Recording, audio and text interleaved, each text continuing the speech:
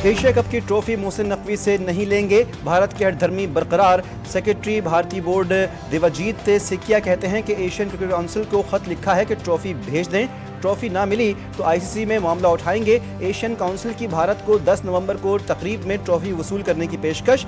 मोहसिन नकवी वाजे कर चुके हैं कि अगर ट्रॉफी चाहिए तो तकरीब में आकर ले लें। पाकिस्तान और जनूबी अफ्रीका के दरमियान पिंडी टेस्ट, कौमी बैटिंग लाइन मुश्किलात का शिकार। तीसरे दिन के अख्ताम पर कौमी टीम 4 विकेटों के नुकसान पर 94 रन बना पाई। प्रोटीज पर 23 रन की बढ़तरी हासिल। जनूबी अफ्रीका ने अपनी पहली इनिंग्स में शानदार कमबैक करते हुए 404 रन बनाए थे। मिथुस्वामी ने 89 रन की नाकाबिल शिकस्त इनिंग्स खेली। कौमी टीम अपनी पहली इनिंग्स में 333 रन ही बना पाई थी। खैबर पख्तूनख्वा के आसिफ आफरीदी की क्रिकेट में धुआंधार एंट्री। 38 बरस की उम्र में दुनिया क्रिकेट का 92 साला रिकॉर्ड तोड़ दिया। पहली इनिंग्स में 5 विकेटें ले उड़े। टेस्ट डेब्यू पर 5 विकेटें हासिल करने वाले मौमर तरीन खिलाड़ी बन गए। पंजाब हुकूमत का रियासत के खिलाफ बंदूक उठाने वालों और गैर कानूनी रिहायशियों के खिलाफ सख्त इक़दामात का फैसला। लाउड स्पीकर एक्ट का निफाज लाजमी। हर जिले में विसल ब्लोअर तहसील कायम करने का ऐलान। वज़ीर आला पंजाब मरीम नवाज की ज़ेर सरबराही अमन अमान से मुतालिक इजलास। सूबाई हुकूमत ने इंतहा पसंद जत्थों के इश्तिहारात, तस्वीर और प्लेकार्ड्स पर भी सख्त पाबंदी आयद कर दी। सोशल मीडिया पर नफरत अंगेज मवाद फैलाने वालों के खिलाफ पीका के तहत मुकदमात दर्ज किए जाएंगे।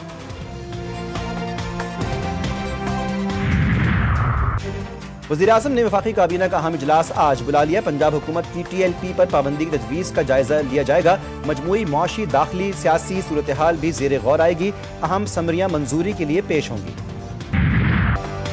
कच्चे खतरनाक डाकुओं ने हथियार डाल दिए। शिकारपुर पुलिस लाइन में सरेंडर पॉलिसी के तहत तकरीब।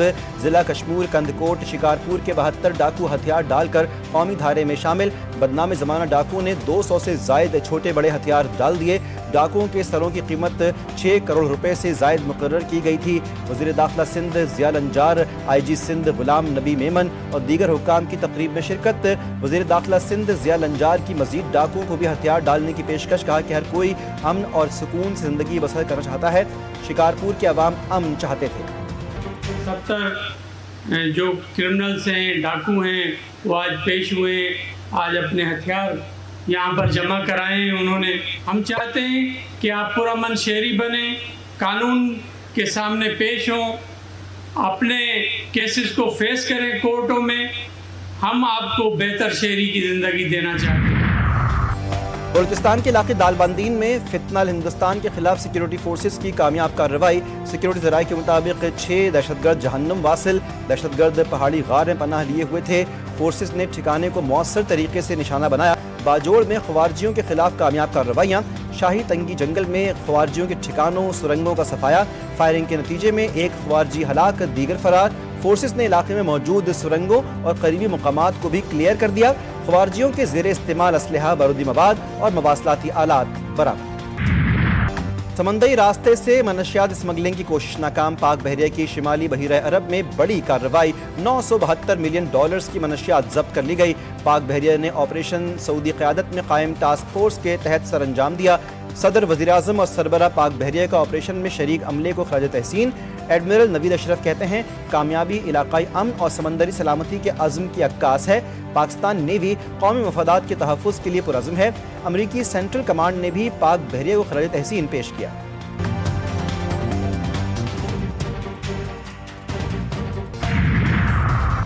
खैबर पख्तूनख्वा हुकूमत का वफाक से बुलेट प्रूफ गाड़ियाँ लेने से इनकार। वफाकी वज़ीर दाखिला का बुलेट प्रूफ गाड़ियाँ बलूचिस्तान भेजने का ऐलान। मोहसिन नकवी कहते हैं बुलेट प्रूफ गाड़ियाँ फौरी बलूचिस्तान भेज दी जाएंगी।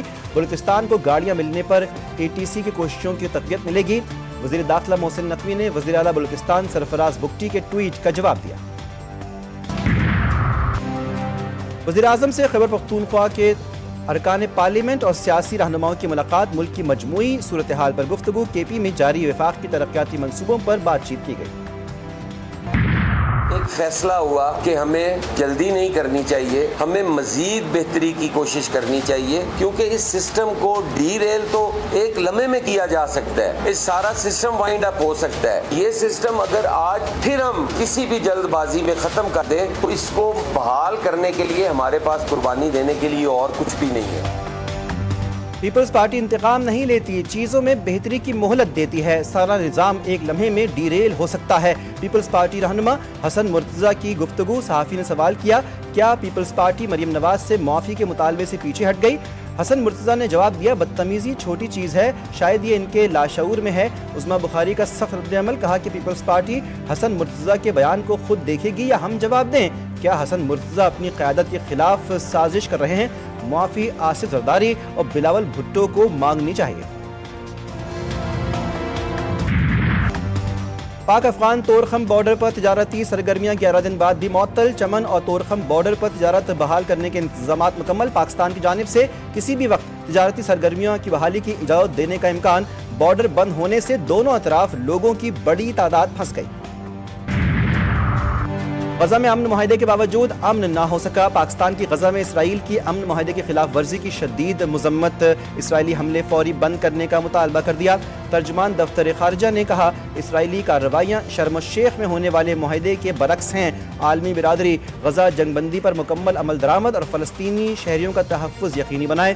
نائب وزیر اعظم اسحاق ڈار کا سعودی وزیر خارجہ فیصل بن فرحان سے ٹیلی فونک رابطہ، دونوں رہنماؤں کا غزہ اور فلسطین سمیت خطے کی حالیہ صورتحال پر تبادلہ خیال، خطے میں امن و استحکام کے فروغ کے مشترکہ عزم کا اعادہ۔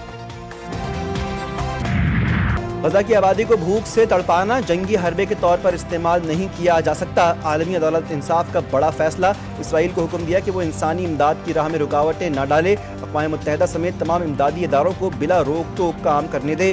اسرائیلی قوم اقوام متحدہ کے ادارے انروا کی حماس سے وابستگی کا کوئی ثبوت پیش نہ کر سکا، صہیونی حکومت عالمی عدالت کے فیصلے پر برہم، بین الاقوامی قانون کی خلاف ورزی سے انکار، عدالتی کارروائی کو متعصبانہ قرار دے دیا۔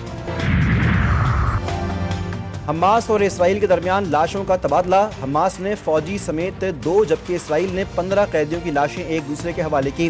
جنگ بندی کے باوجود اسرائیلی حملے میں 1 فلسطینی شہید، 3 زخمی، انسانی امداد میں رکاوٹیں برقرار۔ اقوام متحدہ نے خبردار کیا کہ اگر سردیوں سے پہلے پناہ گاہوں کا سامان غزہ میں نہ پہنچا تو صورتحال مزید بگڑ سکتی ہے، تمام بارڈر کراسنگز استعمال کیے بغیر امداد کا مطلوبہ مقدار تک پہنچانا ممکن نہیں۔ امریکہ جب تک غیر معقول مطالبات کرتا رہے گا مذاکرات بحال نہیں ہوں گے، ایرانی وزیر خارجہ عباس عراقچی نے صاف صاف کہہ دیا، کہا کہ ایران ہمیشہ سفارتکاری اور پرامن حل کا حامی رہا ہے، مذاکرات امریکی حد سے زیادہ مطالبات کی وجہ سے تعطل کا شکار ہوئے، نیو یارک میں بات چیت بھی امریکی رویے کی وجہ سے آگے نہ بڑھ سکی۔ راولپنڈی کے علاقے گوال منڈی میں شہری پر بدترین تشدد، 10 سے زائد افراد نے حارث نامی شخص کو رسیوں سے باندھ کر تشدد کا نشانہ بنایا، فوٹیج منظر عام پر آ گئی، ملزمان تشدد کے دوران ویڈیو بھی بناتے رہے، پولیس نے مرکزی ملزم کو گرفتار کر لیا، دیگر کی تلاش جاری۔